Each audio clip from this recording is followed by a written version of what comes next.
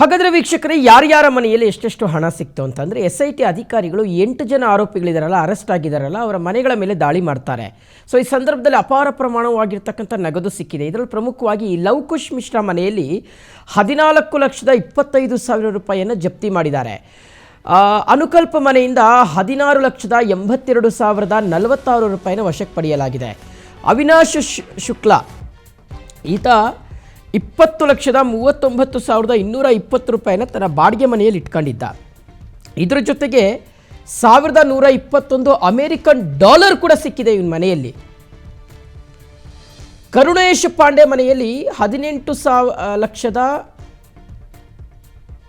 ಸುಮಾರು ಒಂದು 18 ಲಕ್ಷ ಏನೋ ಸೀಸ್ ಮಾಡಿದ್ದಾರೆ.